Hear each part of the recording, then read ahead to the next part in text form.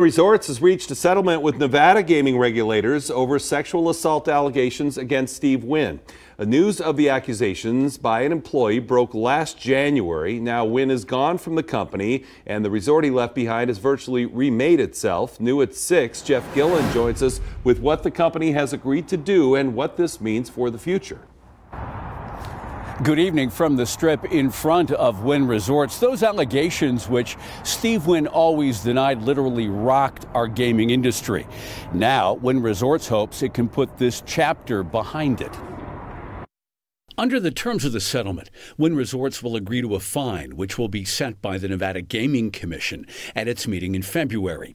But Wynn Resorts also gets a break, says Howard Stutz, the executive editor of CDC Gaming Reports. They're not going to take any action against current people there, and they're not going to take any action on the company's license, which is a big deal. Perhaps one reason that's happening is Wynn is now a very different company. We have fully cooperated and been transparent with the board in this in-depth investigation, Wynn said today. Since the Steve Wynn bombshell broke in the Wall Street Journal on January 26th of last year, the company has cleaned house. Any employee mentioned in the Nevada Gaming Control Board report who was aware of allegations of sexual assault against the company's former chairman and did not investigate or report it is no longer with the company, it said Monday.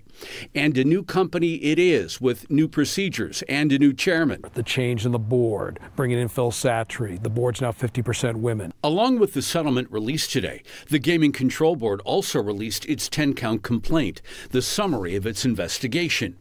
In it, we learned there were 7 Wynn employees who claimed Wynn sexually assaulted or harassed them personally or others. So for his former company, what now? I've got to think that since Nevada really is the gold standard of gaming regulation, a settlement here would probably have a lot of weight in other jurisdictions. Namely Massachusetts, where Wynn Resorts needs a license to open and operate its $2.6 billion resort under construction. Massachusetts regulators are investigating who at the company knew what, when.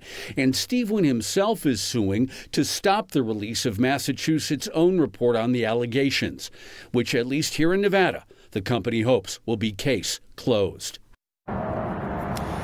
And back now live here on the Strip, the biggest fine ever levied by Nevada gaming regulators, $5.5 million. We'll see if Wynn Resorts has to pay more or less. Live in Las Vegas, Jeff Gillen, News 3, back to you. All right, we'll be looking forward to hearing that number. Jeff, thank you.